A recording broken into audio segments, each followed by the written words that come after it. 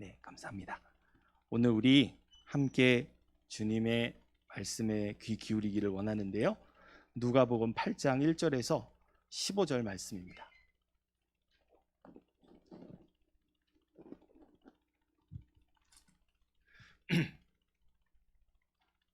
우리가 여름 청년부 수련회 때 마태복음 13장 말씀으로 제가 여러분께 말씀을 나눠드렸었는데 그 동일한 말씀이 기록되어 있는 누가복음의 말씀입니다. 근데 마태복음에 있는 같은 내용이 누가복음에 다시 한번 반복되는 그런 일은 없겠죠. 성경은 굉장히 경제적인 책입니다. 뭐냐? 낭비가 없습니다. 그 마태복음의 말씀이 있고 누가복음의 말씀이 있는데 그것이 같은 것을 강조한다기보다는 다른 관점에서 또 다른 가르침을 우리에게 주는 말씀인데요. 이 말씀 우리가 함께 살펴보는 시간을 가져보도록 하겠습니다. 누가복음 8장 1절에서 15절 말씀 한 절씩 교독해서 읽어보겠습니다. 제가 먼저 읽을게요.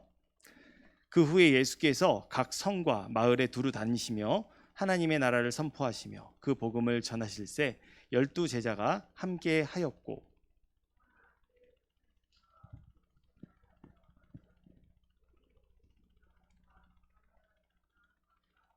헤롯의 청지기 구사의 아내 요한나와 수산나와 다른 여러 여자가 함께하여 자기들의 소유로 그들을 섬기더라.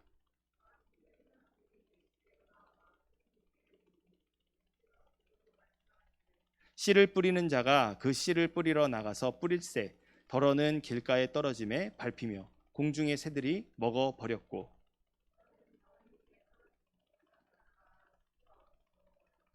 덜어는 가시떨기 속에 떨어짐에 가시가 함께 자라서 기운을 막았고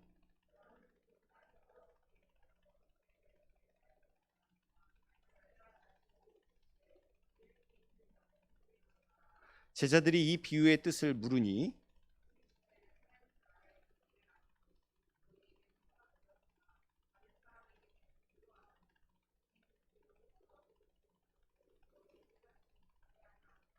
이 비유는 이러하니라. 씨는 하나님의 말씀이요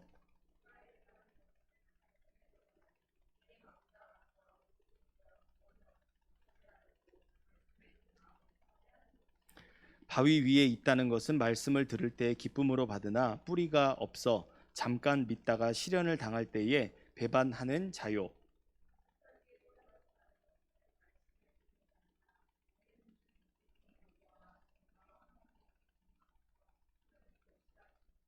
함께 읽겠습니다. 좋은 땅에 있다는 것은 착하고 좋은 마음으로 말씀을 듣고 지키어 인내로 결실하는 자니라. 아멘. 오늘 이 말씀을 이런 제목으로 함께 나누기를 원하는데 제목 한번 같이 읽어볼게요. 시작. 주발 앞에 무릎 꿇는 좋은 땅. 네. 이 말씀 배경을 한번 우리가 연상해 보죠. 네. 여기 있는 포스터에 있는 그림이죠. 한 농부가 씨를 뿌립니다. 우리나라 방식으로 도랑을 파고 일렬로 씨를 뿌린 다음에 흙을 덮는 방식이 아닙니다. 팔레스타인 지역의 농사법은 구멍 뚫린 자루에 씨를 넣고 농부는 그 자루를 들고 다니면서 씨를 하늘 위로 흩날리는 것. 이렇게 씨를 날리다 보면은 각각의 장소에 씨가 떨어지기 마련입니다.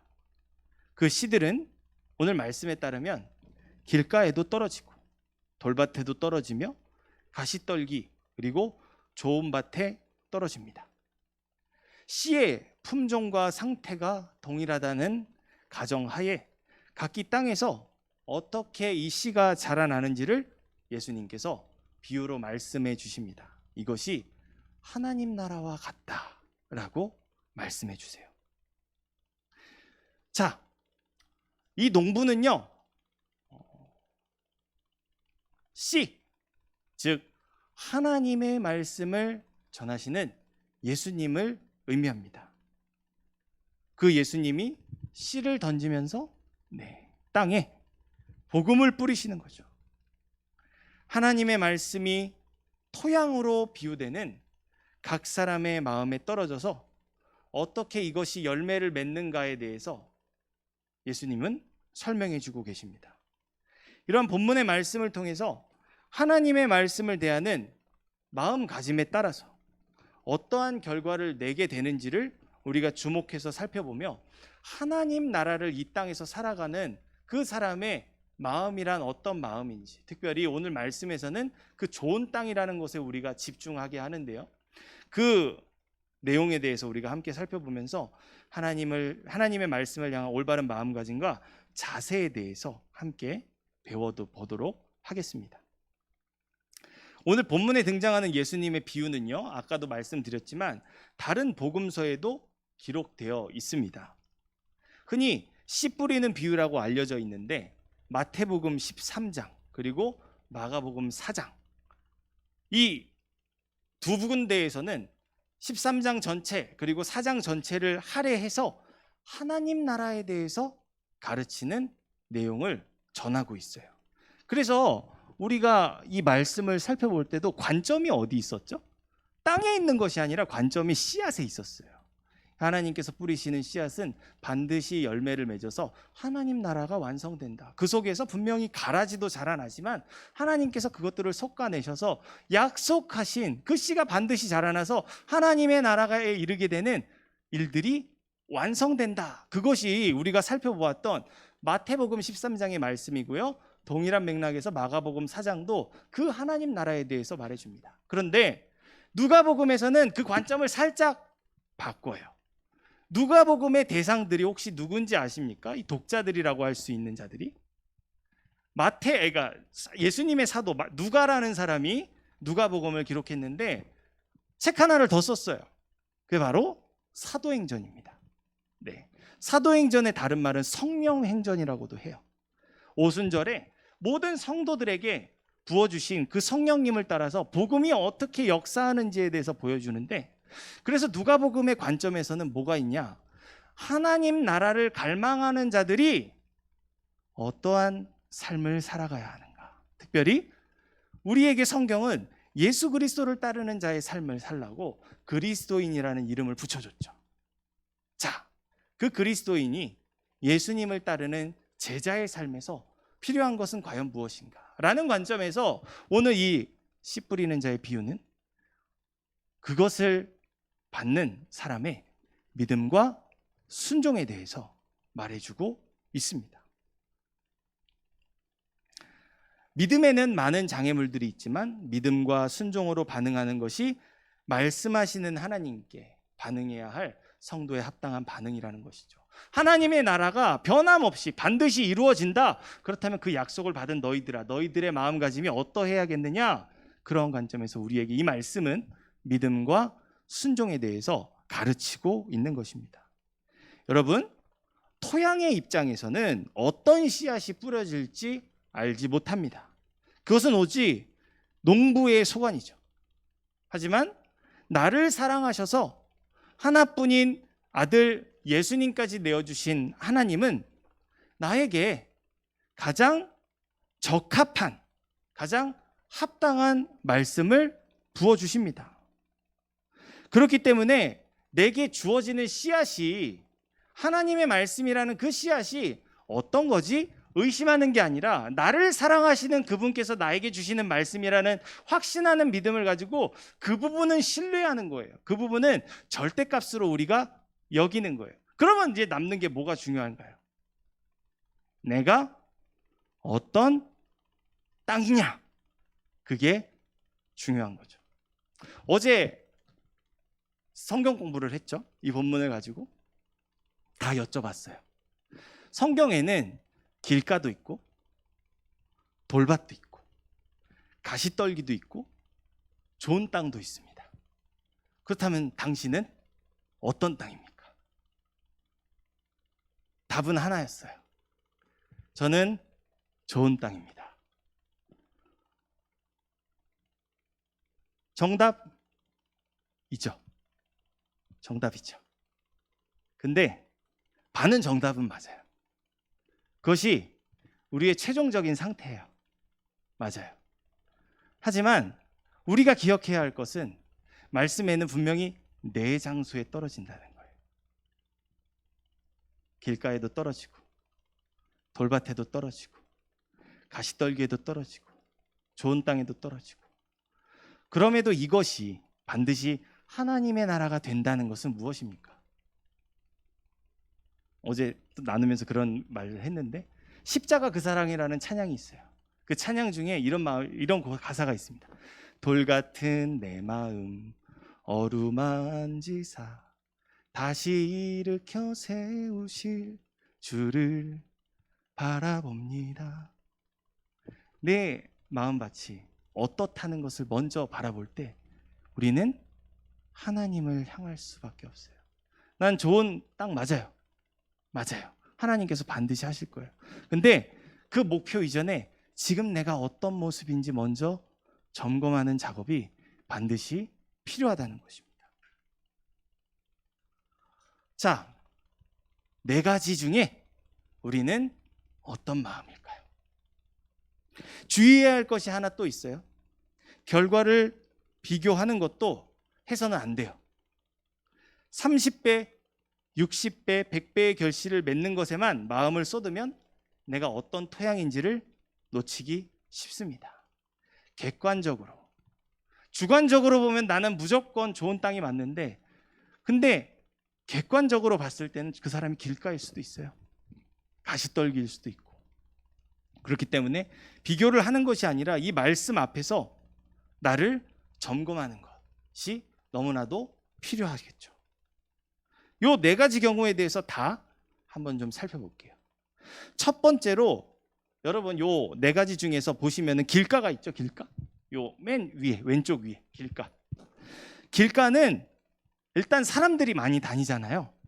그러니까 그 땅이 어떻게 돼 있을까요? 단단하게 굳어 있어요. 많이 밟혀가지고 공간 없이 딱딱하게 굳어져 있어요. 땅이 갈라져 있지 않아서 씨앗이 파고들 수가 없어요. 땅바닥에 뿌리를 내리고 자라나야 되는데 그럴 수가 없어요. 새로운 생명이 자리를 잡기에는 너무나도 단단합니다. 이와 같은 마음의 소유자는 지식이 많고 경험이 많아서 스스로 세상의 원리와 사람을 다 파악하고 있다고 생각하기 때문에 자신을 향한 하나님의 말씀을 의심하고 쉽게 무시해버립니다. 왜냐하면 길가에 뿌려진 씨앗에는 원수가 있기 때문이라고 예수님께서 말씀하세요. 우리 본문에 5절과 12절 말씀 한번 읽어보도록 할게요. 5절과 12절입니다. 시작. 씨를 뿌리는 자가 그 씨를 뿌리러 나가서 뿌릴새 덜어는 길가에 떨어짐에 밟히며 공중의 새들이 먹어버렸고 길가에 있다는 것은 말씀을 들은 자니 이에 마귀가 가서 그들이 믿어 구원을 얻지 못하게 하려고 말씀을 그 마음에서 빼앗는 것이요. 아멘. 예수님의 설명을 따라 길가에 떨어진 씨앗을 밟는 사람과 이를 먹는 공중의 새들이 바로 예수님께서 말씀하고 계시는 원수입니다. 길가밭과 같은 마음의 소유자는 바로 이 원수가 늘 곁에 있다는 거예요. 놀랍게도 이 길가와 같은 밭에서 이전에 저를 발견했어요. 제가 바로 이런 사람이었더라고요. 하나님의 말씀을 무시하는 사람은요, 말씀이 뿌리 내리지 못하도록 세상의 가치관, 내 안에 있는 그 가치관 있잖아요. 그걸로 하나님의 말씀을 짓이겨버립니다.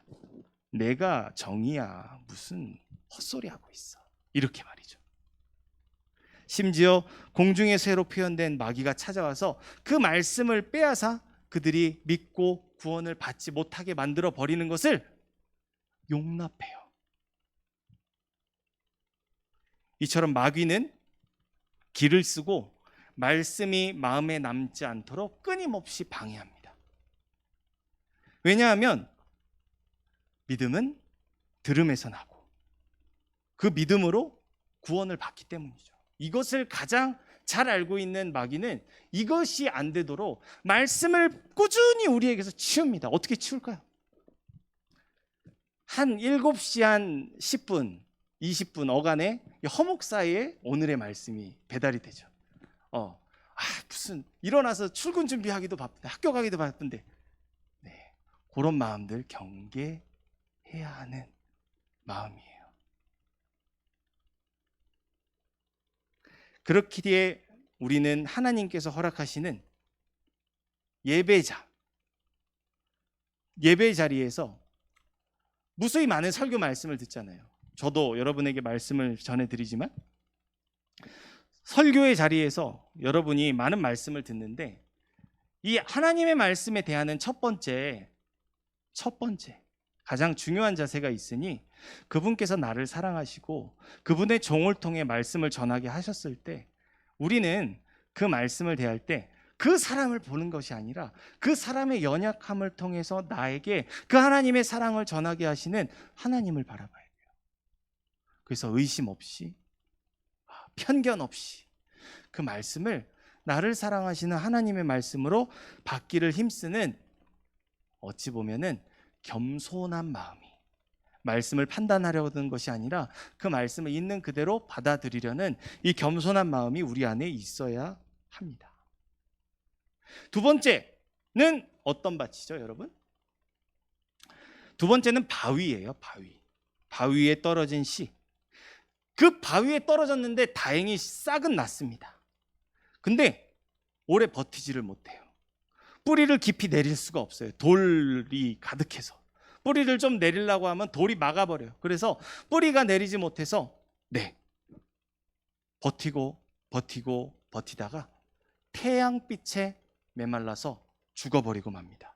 13절 말씀 한번 읽어볼까요? 시작.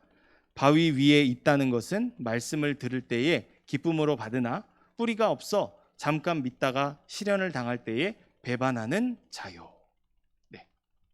말씀을 들을 때는 감동하고 마음이 움직여서 막 아멘하고 눈물 글썽이면서 반응합니다.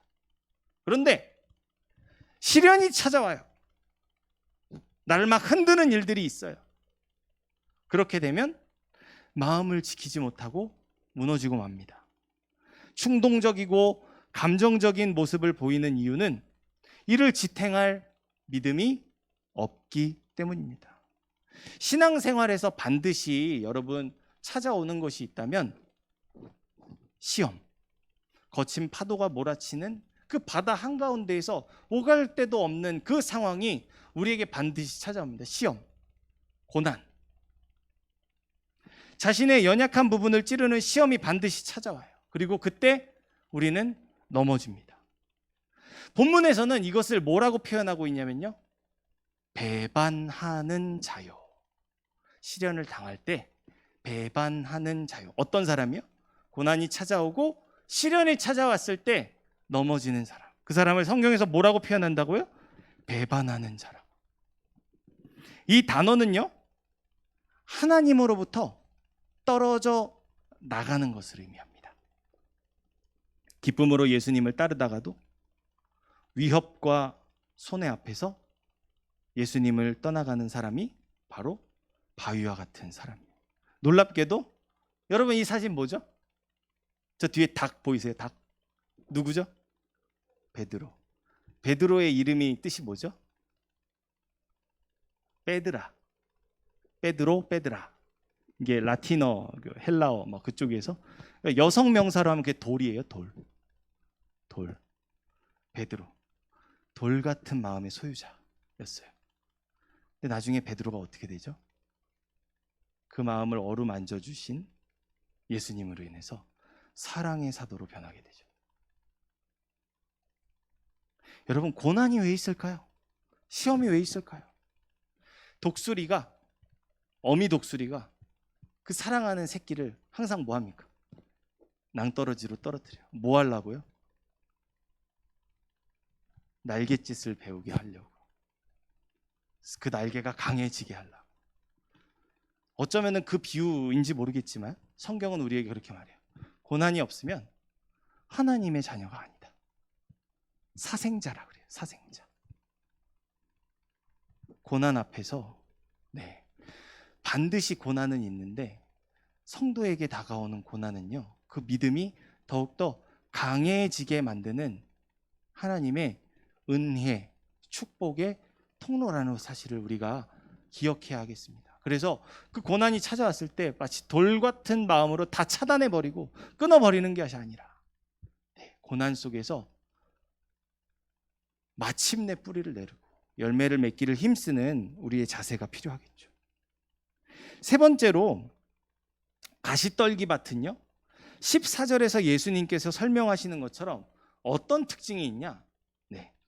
세상의 염려와 재물의 유혹 등 여러 욕심 때문에 열매를 맺지 못하는 사람이라고 말씀하십니다. 말씀이 주는 평안보다 걱정, 염려가 더 큰 것이죠. 누구나 이러한 가시떨기의 방해를 받을 수 있습니다. 재물에게 속지만 않고 재물을 섬기지만 않으면 된다는 속삭임이 바로 우리를 속이는 생각입니다.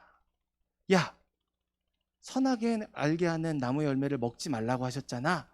아니, 너네가 이거 먹으면은 하나님처럼 지혜로워질 수 있어. 이렇게 우리를 말로 속이는, 부정적인 생각을 계속 담아서 속이는 그런 충동질이 마귀 사탄이 끊임없이 믿음으로 일어서려고 하는 자들에게 시도하는 일들이, 여기서 우리가 뜻을 굽혀서 재물에게 속지만 않으면 되잖아, 재물을 섬기지만 않으면 되잖아, 그런 나의 말도 안 되는 기준을 만들어내면 안 된다는 거죠.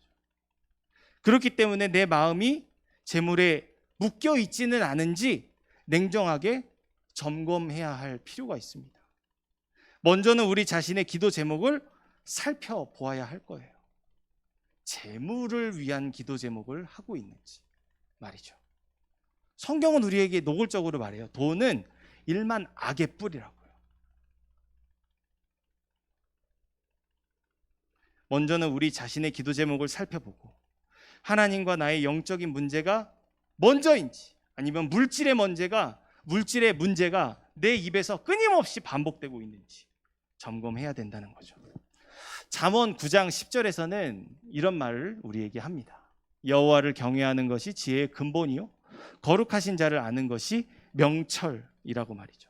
즉 세상을 살아가는 이해력, 그 이해력이 명철이라는 건데요, 이는 곧 지혜, 그 세상을 살아가는 이해력은 여호와 하나님을 알아서 그분을 높이고 그분을 예배하고 그분을 경외하는 것으로부터 비롯된다. 그분을 높일 때 그분의 지혜가 우리에게 명철을 제공한다라고 우리에게 말하고 있습니다.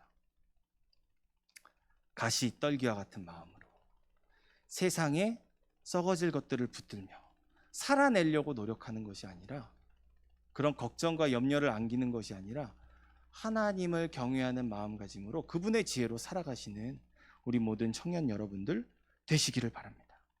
마지막 네 번째로, 좋은 땅에 떨어지면 씨앗이 무성하게 자라나 100배로 결실을 합니다. 우리가 추구해야 할 목표점이 바로 여기에 있는 거죠.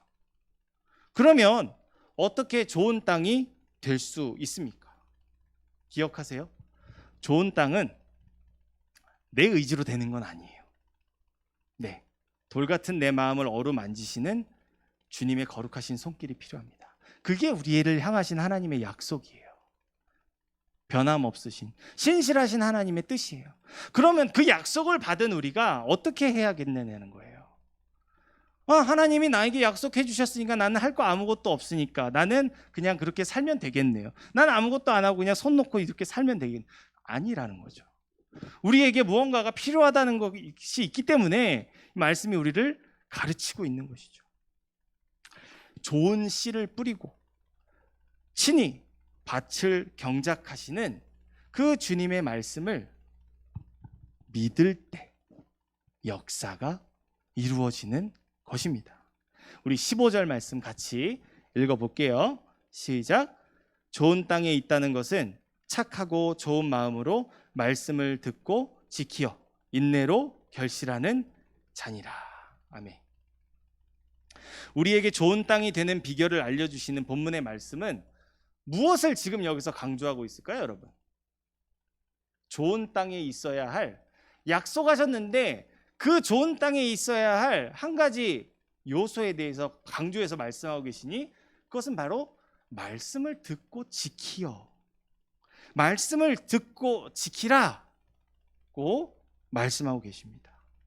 이는 곧 말씀을 들을 때마다 그것을 하나님의 음성으로 듣고 순종하는 삶이 우리에게 필요하다는 것이죠. 그것이 돌 같은 내 마음밭을 좋은 땅으로 바꿔주실 하나님과 마음이 합한 자의 성품이라는 것입니다. 이러한 좋은 땅에 있는 사람들의 모범이 오늘 본문 말씀에 예시로 등장하고 있어요. 그 사람들은 바로 하나님의 말씀을 사모해서 사모한 바대로 따라 행하는 사람들이었습니다. 우리 본문의 1절에서 3절 말씀 한번 읽어보고 마무리하도록 할게요. 시작. 그 후에 예수께서 각 성과 마을에 두루 다니시며 하나님의 나라를 선포하시며 그 복음을 전하실새 12 제자가 함께 하였고 또한 악귀를 쫓아내심과 병고침을 받은 어떤 자들 곧 7 귀신이 나간 자 막달라인이라는 마리아와 헤롯의 청지기 구사의 아내 요한나와 수산나와 다른 여러 여자가 함께하여 자기들의 소유로 그들을 섬기더라. 아멘. 예수님 곁에 12 제자들 외에 여인들이 있었습니다. 7 귀신이 쫓겨난 여자 막달라 마리아, 구사의 아내 요한나, 수산나를 비롯한 다양한 여자들이 있었어요. 이들이 바로 이 본문에서 말하고 있는 좋은 땅의 롤 모델인데 이들은 천차만별의 신분 차이가 있어요. 그런데 예수님 발 앞에서 모두가 동일해집니다. 헤롯의 청지기 구사의 아내 요한나래요. 헤롯이 누굽니까? 로마 제국에게 위임받아서 유대인들을 다스리는 권세를 가진 왕이에요. 왕의 장관이라고 하면 되겠네요. 장관의 아내. 모든 부와 명예를 가진 자가 귀신 들린 자, 유대인 사회에서 격리되고 쫓겨나고 버림받은 자와 같이 하고 있어요. 예수 그리스도의 발 아래 하나님 나라의 비밀을 전하시는 예수 그리스도의 말씀을 사모하여 그 말씀이 인도하는 대로 따라다니면서 그 말씀을 전하시는 일 가운데 섬기기 위해 예수님과 제자들의 곁에서 이렇게 헌신했다고 본문은 말하고 있습니다. 천차만별의 신분 차이가 있음에도 저마다의 물질로 헌신하고 식사 시중을 들며 예수님과 동행했어요. 왜냐하면 예수님께서 이들을 제자로 삼으심으로 들을 귀가 제 기능을 하게끔 해주셨기 때문입니다. 여러분, 이사야 6장 말씀에 가보면요, 이사야 선지자를 부르시는 하나님께서 그런 말씀을 하세요. 희훈이가 그때 우리 3분기 찬양 예배 때 나와서 해주셨던 말씀의 그 뒷부분에 있는 말씀인데, 보는 자들이 있고 듣는 자들이 있는데 그들을 미련하게 하시겠다고 말씀하세요. 그들이 다 흩어지게 만들고 그들이 저들의 죄악으로 인해서 멸망당하기까지 유기하시겠다고 하나님께서 말씀하세요. 그러면서 무엇을 말씀하시냐? 한 사람이 남을 것이니 거룩한 씨가 남을 것이다 라고 말씀하십니다. 그 거룩한 씨가 누구냐면은 모두가 죄인이라서 하나님을 떠나가고 멀리하지만 하나님께서 그 멀리 있던 자들을 다시금 가까이 오게 하시고 하나님의 구원을 얻게 하실 예수 그리스도를 말하는 거예요. 예수 그리스도는 뭐 하는 분이에요? 잃어버린 영혼들을 다시 모아서 하나님 나라의 백성 삼아주시는 분이에요. 그렇기 때문에 그 거룩한 씨는 하나님 나라를 전하는 사람입니다. 이 계시된 말씀이 봉인되었어요. 그 봉인된 말씀이 마지막 때에 온전히 열려진다고 오늘 아까 담임 목사님 설교하셨던 요한계시록 말씀에서도 나왔었죠. 그분이 바로 예수님이에요. 예수님이신데 그 예수님의 비밀함에 참여한 자들이 누구라는 겁니까? 오늘 말씀에 등장하는 제자들이에요. 근데 그들만 제자들입니까? 아니에요. 우리도 제자들이에요. 우리도 예수님을 믿음으로 따르는 그리스도인이요 제자된 자들입니다.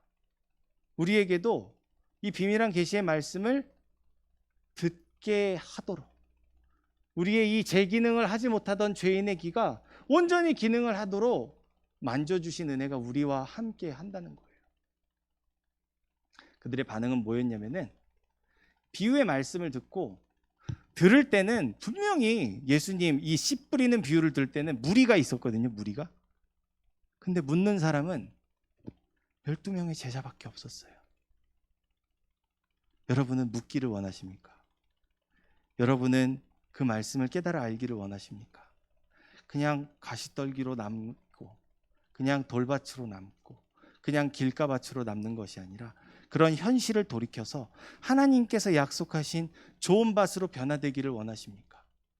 그렇다면 내 귀를 제 기능을 하게끔 그리스도인으로 예수님을 따르는 제자로 빚어주신 그 약속의 말씀을 따라서 이 오늘 말씀에 나오는 좋은 땅을 가진 자들처럼 찾아가서 듣기를 원하고 알기를 원하고 그 들은 바를 실천하기를 힘쓰는 바로 이 여인들의 본이 우리 안에서 이루어질 수 있기를 간절히 소원합니다. 내가 예수님의 제자가 되기로 결정한 게 아니에요. 이 계시는 감춰졌어요. 마지막 종말에 이르는 그날까지 감춰져 있어요. 심판하러 오시는 그날까지 감춰져 있는 말씀이에요. 요한계시록 5장에 가보면은 사도 요한이 환상 중에 그 하늘의 예배를 바라보면서 봉인되어 있는 그 두루마리를 보고 슬퍼해요. 이것을 열 자가 없다. 그러니까 24장로 중에 한 명이 나와가지고 울지 마라. 유다 지파의 사자가 이 봉인한 것을 열 것이다. 고개를 싹 돌아보니까 옛적부터 죽임당한 하나님의 어린 양이신 예수님이 나와서 그것을 열고 심판이 시작됩니다. 근데 우리는 아직 그 이전에 비밀한 계시를 아는 자로 살아가고 있잖아요. 종말이 이르기 전에 하나님의 복음에 참여한 자로 살아가고 있잖아요. 이 은혜, 모든 것이 내 힘이 아니라 하나님께서 주신 은혜입니다. 좋은 땅으로 변화될 수 있는 동력을 주셨다는 거죠. 우리를 그런 예수님의 제자로, 오늘 본문에 나타나는 그들과 같이 그런 예수님의 제자로 불러주신 은혜에 감사하면서 더욱 주님의 말씀을 사랑하고 그 발 앞에 무릎 꿇기를 주저하지 않는 그분의 모든 권세를 인정하고 받아들이며 나는 주님의 것입니다 라는 마음가짐으로 귀를 열고 그분의 음성을 따라서 살아가시는 우리 모든 청년 여러분들, 그런 좋은 땅으로 빚어지는 청년 여러분들 되시기를 간절히 소원합니다. 기도하겠습니다. 자비로우신 아버지 하나님, 이 약속의 말씀 앞에서 우리가 주님의 발 앞에 무릎 꿇는 겸손함으로 나아가기를 원합니다. 아버지 하나님께서 우리의 갈 길을 밝히 알려주시오니 더 이상 길가에, 가시덤불에, 돌밭에 머무는 믿음과 신앙이 아닌 좋은 땅을 향해 한 걸음 한 걸음 나아가는 참된 그리스도인답게 살아가게 하여 주옵소서.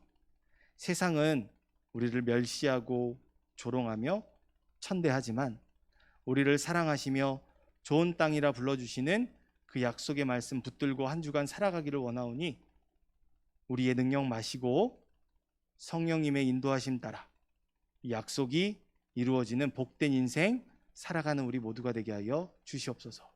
감사드리며 이 모든 말씀 살아계신 우리 구주 예수 그리스도 이름으로 기도합니다. 아멘.